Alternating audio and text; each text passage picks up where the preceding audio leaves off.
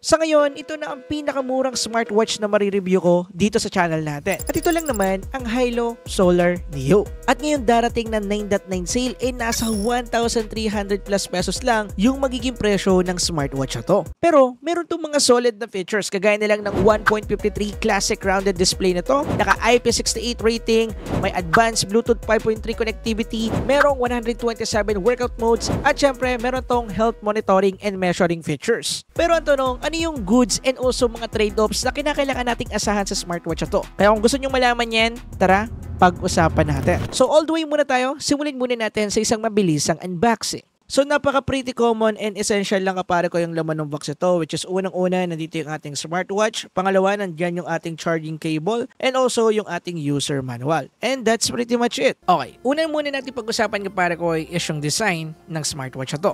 Unang-una, nagustuhan ko yung pagiging classic rounded smartwatch na to mga kapare ko. Personally kasi mga kapare ko, ito talaga yung gusto kong shape ng isang relo. Hindi lang sa smartwatch, kahit sa ibang relo, ito talaga yung trip kong shape, which is circle lang talaga. Patunay dyan kapare ko yung trademark ng mismong channel natin, which is yung paggamit ko ng rounded na relo or rounded na smartwatch sa mga videos natin mula pa noon hanggang ngayon. Ewan ko nga lang kung meron nakapansin neto, pero kung meron nakapansin, comment nyo naman dyan sa ibaba. But anyway, design wise kapare ko, para sa akin, nagandahan ako dito sa design niya. But kagaya na sinabi ko, subjective naman tong part na to. Pero kung meron mang part na masasabi kong pula pagdating sa design ng Hilo Solar Neo, pagdating yun kapare ko sa laki mismo ng smartwatch na to. Pagdating kasi sa mga kapare ko natin dyan babae na medyo maliit yung wrist, masyadong magiging malaki tingnan kapare ko yung smartwatch na to sa inyo. And honestly, nalalakihan pa ako dito kapare ko sa smartwatch na to kahit na medyo malaki na yung wrist ko. So, minsan kapag nakikita ko siya or titingin ako ng display mismo dun sa watch, medyo nalalakihan talaga ako sa kanya. Pero in overall,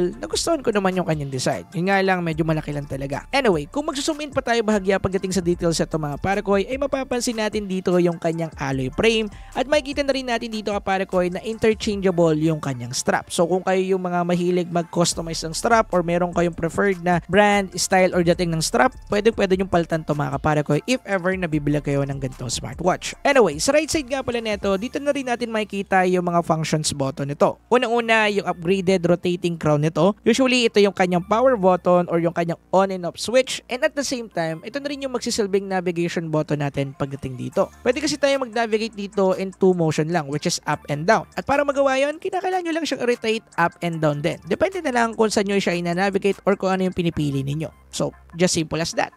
Pagdating naman sa kabilang button, ito yung tinatawag na sports button. Once na pinindot kasi natin to, mapupunta tayo sa sport menu or kung saan dito tayo mamimili ng mga sports mode na gagawin natin that day or that particular time. For example, basketball, running, or kaya jogging, pwede mo pindutin yan dito at automatic na magbibigay siya sa iyo ng set of time and program at ikakalculate niya kung ano yung heart rate mo, yung calories sa pwede or currently nababurn mo, and also yung time or yung mismong duration ng paggawa mo ng exercise na yun. And sa back part naman, dito natin makikita mga kapare ko yung mga sensors natin. Itong apat na yan at saka yung nasa gitna. Yan yung mga sensors niya mga kapare ko. At sa babang part naman ng sensors natin ay makikita natin dito yung ating pogo pins or should I say charging pins. Nga pala, kahit na hindi ganong kataasan yung presyo nito mga kaparekoy, ay meron pa rin po tayo ditong IP rating na IP68, which is dust and water resistant up to 1.5 meters mga kaparekoy. And yes kaparekoy, pwede po natin siyang gamitin sa swimming pool at okay lang din pong mabasa siya ng ulan or kaya ng ambon-ambon. It depends. Anyway, pag-usapan naman natin mga kaparekoy yung isa pa sa magandang part ng smartwatch ito, which is yung kanyang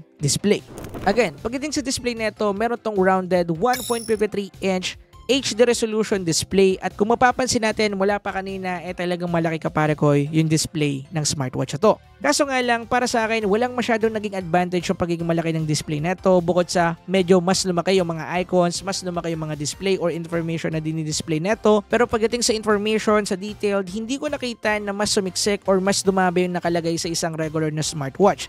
As in parang nag-zoom in lang sila, parang na-zoom lang talaga or lumaki lang talaga yung mga information na madalas nating nakikita sa regular smartwatch para umangkop lang sa laki ng screen nito. But technically, hindi naman yun bad thing mga kaparekoy dahil meron din namang mga user na mas preferred yung mas malaki yung display para mas makita nila dahil hindi naman lahat malinaw yung mata. At para sa akin lang naman, sana mas kinompress or mas minaximize kaparekoy yung size ng display nito. So sariling suggestion ko lang naman yung part na yon. But anyway, navigation-wise kapare ko ay makikita natin na smooth yung navigation natin dito. By the way, regular 60Hz lang din yung ginamit dito kagaya ng mga karaniwang smartwatch na meron tayo. Kaya yung pag-swipe natin, yung responsiveness ito, ganun lang din, same ng sa kanila. At yeah, masasabi ko na responsive yung kanyang mismong display. Kung magsaswipe ako pa left, pa right, nagre-response naman siya on time, pero sometimes may mga delay pa rin. Hindi naman natin may iiwasan yun. But okay lang yun dahil marami na rin ako nahawakan na smartwatch at halos naman lahat sila ay meron din talagang mga ganun na sa unang click or sa unang swipe or sa unang tap hindi agad nagre-response. Talagang kinakailangan mong ulitin. May mga ganun talagang part. At kung meron man talaga tong trade-offs kapare ko ay yung pagiging hindi nito AMOLED display. Dahil alam ko naman kung magiging AMOLED display ito, syempre magiging 2,000, 3,000 pesos siguro yung SRP ng smartwatch ito. Kaya yung IPS LCD is reasonable na rin naman and acceptable para sa akin for the price. And to be honest kapare ko, based naman sa experience ko, sharp naman yung kanyang dinidisplay and also colorful din naman. Hindi naman ako nagkaroon ng problema. At kung usapang outdoor usage naman kapare ko ay okay na okay din itong device na to. Yun nga lang, kinakailangan yung iset yung paglabasan nyo or paggamit neto ng mga pahapon or like mga alas 4 hanggang alas 6 para mas maging visible yung kanyang display. Kasi kapag medyo matirek yung araw or talagang tirek yung araw, hindi ganun ka-visible talaga yung dinidisplay neto mga kapare ko. Yun yung totoo. But just I said, set nyo lagi yung expectation ninyo para sa presyo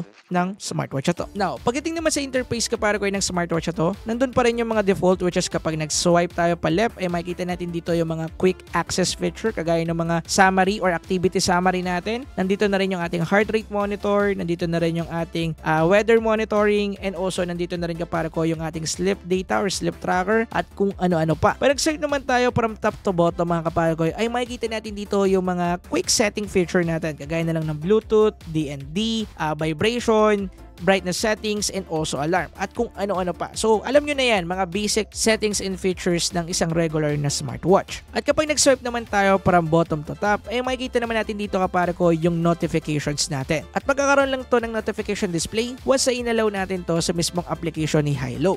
And speaking of application kapare ko, ay meron din tong sariling application. At ang tawag sa application na to is Halo Pan or Hilo Pan. So pwede nyo tong ma-download kapare ko sa mismong Play Store or kaya i-scan nyo na lang yung QR na lalabas dito sa una nyong setup ng Halo Solar Neo. Anyway, pagdating sa application na to, basically lahat ng information na makukolekt ng smartwatch na to ay may i-stored kapare ko sa mismong application na to. Lahat ng data, calories na burn, yung step na ginawa mo, yung mga activity na ginawa mo, lahat ng data sa niyan is may i-stored sa mismong application na to. So lahat ng information na makakatulong sa'yo para ma-monitor mo yung kalusugan mo is makikita dito kapare ko sa Halo application na to. At yung pinaka nagustuhan ko dito ay yung mga free na watch pieces na kung saan pwede tayong mamili sa 150 plus watch pieces na ginawa ni Halo na merong iba't ibang team or personality na tina-target. Meron kasi mga design ng watch pieces dito na pang-babae or yung mga pang-static. Meron din yung mga pang-formal. Meron din yung mga pang-futuristic na display or design. Meron din dito yung mga regular and also meron din dito yung mga classic na display natin. So kinakailangan nyo na lang mamili dyan, i-click nyo lang yung gusto nyong piliin and then i-click nyo lang yung set as current watch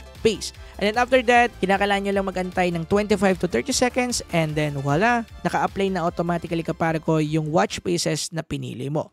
Which is nice pagdating dito. Pagdating naman sa health monitoring and measurement features na meron tong ating Hilo Solar Neo, meron kasi tong heart rate meter, stress meter, and also sleep meter. At based sa observation ko, hindi ko masasabi kapare ko na 100% na maganda yung kanyang measuring feature. Dahil may mga part na hindi talaga ganoon ka-accurate yung kanyang pag-read, kagaya na lang sa aking heart rate. For example, isang beses tumakbo or nagkape ako, hindi man lang niya nadidetect na medyo tumaas yung aking heart rate. Although tumataas siya, pero hindi ganoon kabilis yung reading niya unlike sa mga mamahaling smartwatch na nagamit ko. So yun talaga, iba na yung usapan kapag medyo may pressure talaga yung smartwatch. And kagaya nga ng sinabi ko sa unahan pa lang ng video na to, iset nyo yung expectation nyo pagdating sa presyo na ito. Pero ganun pa man, para sa akin, na-nail naman ng Hilo Solar Neo yung pagiging isang smartwatch ito. O yung pinaka-purpose mismo ng smartwatch which is gamitin kapag mag-workout at syempre yung measurement ng mga needed na data. So kahit na medyo delay, na-nail niya rin naman talaga yung pinaka-purpose ito mismo. Ang totoong SRP talaga ng smartwatch ito is 1,800